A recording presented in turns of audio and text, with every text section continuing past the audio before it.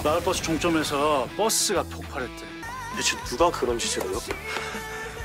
기훈씨에만 뭐가 있다고 테러를 하냐? 한 대가 따로 오더니 사고 현장을 막 청소하더라고요. 둘 다 군이 움직여? 이거 누가 만진 것 같은데. 자, 가보자. 우리 청리동에 어떻게 이런 일이 연달아 생겨요. 특수살상작전에만 투입된다면서 우리가 생각한 것보다 훨씬 더 무서운 사람이야. 걔네들도 한 번에 딱 알아보잖아. UDT 우리 동네 특공대 2화 재미있게 보셨나요? 저는 흥미진진하게 잘 보다가 마지막에 정말 섬찟해서 소름이 돋았는데요. 드라마가 제대로 후킹을 하네요. 3화를 안 볼 수가 없게 만들었어요. 암살자의 등장과 노트북으로 날아든 최강에 대한 협박 문구. 이거 정말 특수요원 출신들 아니면 동네 지키기도 힘들겠어요. 동네 지키기가 이렇게 살벌해서야. 아무튼 기윤사거리 차량 폭발 사고와 365일 ATM 부스 폭발 사고. 이 두 사건을 각자 조사하면서 최강과 곽병남은 계속 충돌합니다. 곽병남은 최강을 수상한 사람으로 계속 의심하고요. 심지어 간첩이 아닐까 하는 생각까지 하죠. 하지만 오토바이남에게 납치될 뻔한 최강의 딸 도윤을 곽병남이 구해주면서 두 사람 사이의 대립은 좀 누그러진 것 같습니다. 그리고 사건 조사를 위해 셋이 함께 움직이기 시작하죠. 최강과 곽병남, 거기에 체육관장인 이용희까지 합세해서 말입니다.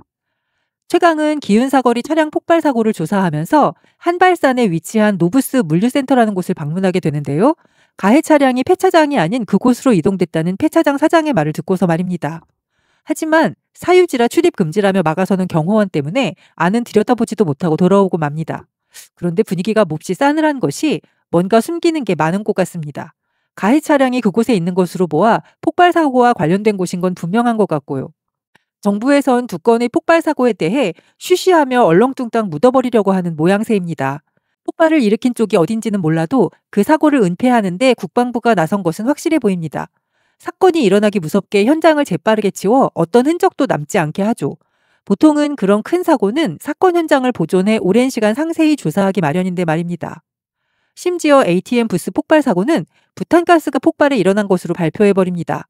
사망한 동남아 외국인이 인근에서 부탄가스를 산 뒤 부스로 들어섰는데 갑자기 폭발했다는 내용입니다. 기윤시의 국회의원인 나은재는 한술 더 뜨죠. 부탄가스 회사에 항의를 하겠다고 말입니다. 마치 부탄가스 불량으로 일어난 사고인 것처럼 몰아가겠다는 의도로 보입니다. 하지만 사건 현장을 눈앞에서 직접 목격한 최강과 곽병남은 코웃음을 칩니다.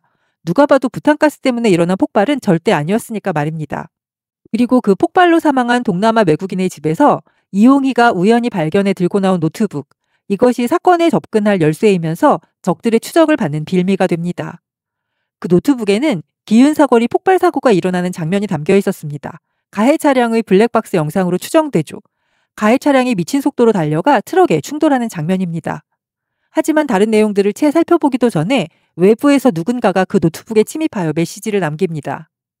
이를 어렵게 만드는군. JDD 특작부대 최강. 글자가 한자 한자 접혀나가면서 저는 소름이 쫙 돋았는데요. 폭발 사고를 일으킨 측은 이쪽의 신원을 모두 꿰고 있다는 뜻이 되니까 말이죠. 그뿐 아니라 이용희가 노트북을 해킹해 열기 무섭게 암살자가 그들의 위치를 파악하고 숨어듭니다. 다행히 최강이 먼저 눈치채고 그 암살자를 처리하죠. 와, 최강이 암살자를 처리하는 액션 장면은 정말 멋졌는데요. 윤계상이 그 정도로 멋지게 액션을 할 줄은 몰랐습니다. 우리 장첸 아직 안 죽었네요. 평소에 부드러우면서도 약간 허당 같은 모습은 온데간데 없고 차갑고 살벌한 특수요원의 면모가 적나라하게 드러나죠. 그런데 최강은 특작부대 요원 시절에 엄청난 사건을 겪은 것 같습니다. 그 트라우마가 지금까지도 남아있는 듯해요. 아마도 그것 때문에 요원을 그만두게 된 거겠죠. 기훈씨에만 뭐가 있다고 테러를 하냐? 3화의 예고편은 최강이 집에서 암살자들의 습격을 받으면서 시작됩니다. 하나를 처리하니 또 다른 이들이 나타난 거죠. 아마도 드라마가 진행되는 내내 최강은 계속해서 목숨의 위협을 받게 될 것 같습니다. 어쩌면 최강뿐 아니라 가족들까지도요. 국방부 장관 김석준은 사건들의 뒤처리를 하면서도 테러는 아니라 생각하는 것 같습니다. 어떻게 생각해도 이 평범한 마을에 테러가 일어날 리는 없다는 생각이겠죠. 관련 기사를 보면 조한철이 연기하는 김석준은 기윤시의 연쇄 폭발 사건을 은밀히 조사하는 역할을 하게 될 것으로 보입니다. 욕망의 국방부 장관이라고 언급된 것으로 보아 더 대단한 자리를 노리고 있는 것 같아요. 마을버스 종점에서 버스가 폭발했대. 그리고 3화에선 또 다른 폭발 사고가 일어납니다. 종점에 정차해 있던 마을버스가 한순간에 폭발한 거죠. 주민들이 불안해서 살 수가 없겠어요. 얼마 안 되는 기간에 3번의 폭발 사고라니요. 자, 가보자. 우리 청리동에 어떻게 이런 일이 연달아 생겨요. 그리고 3화 예고편에선 또 다른 군 관계자가 등장하는데요. 직책은 모르겠지만 집무실에 군을 상징하는 깃발들이 걸려있고 옆에 군인이 뒷짐을 지고 서 있는 것으로 보아 군에서 꽤 높은 직책을 차지하고 있는 것으로 보입니다. 명패로 보아 이름은 이근철인 것으로 추측됩니다. 어쩌면 이 사람이 변수가 될 수도 있을 것 같습니다. 대체 누가 그런 짓을 해요? 그리고 어딘가를 향해 숨차도록 달려가는 박정환의 모습이 비춰지죠. 아마도 3화 혹은 4화에서 모종의 이유로 박정환이 특공대에 합류하게 될 것 같습니다. 그리고 드라마의 맨 처음에 일어났던 기윤사거리 폭발사고. 곽병남이 친구들과 함께 그 근처 포장마차에서 술을 마시다 사건을 목격했었죠. 한 대가 따로 오더니 사고 현장을 막 청소하더라고요. 둘 다 군이 움직여?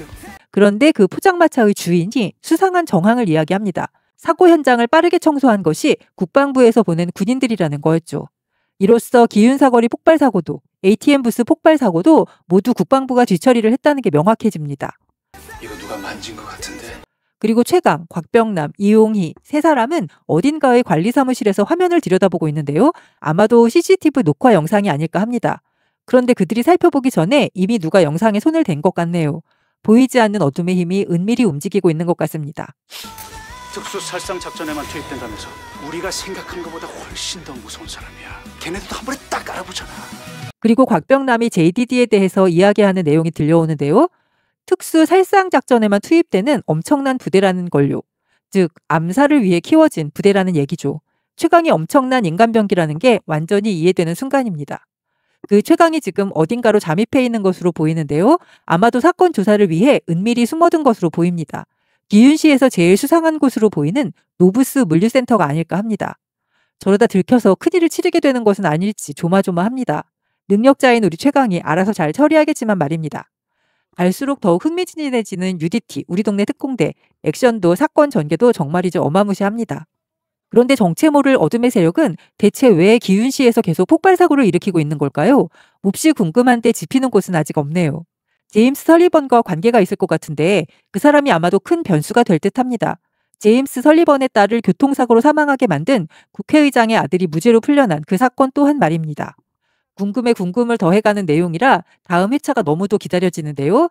UDT 우리 동네 특공대는 매주 월 화요일 밤 10시 ENA, 지니TV, 쿠팡플레이에서 동시에 방영됩니다. 흥미로우셨다면 본방사수 함께해요. 이상 오래도록 간직하고픈 영화와 드라마를 소개하는 파란무비였습니다. 도움이 되셨다면 구독과 좋아요 부탁드려요.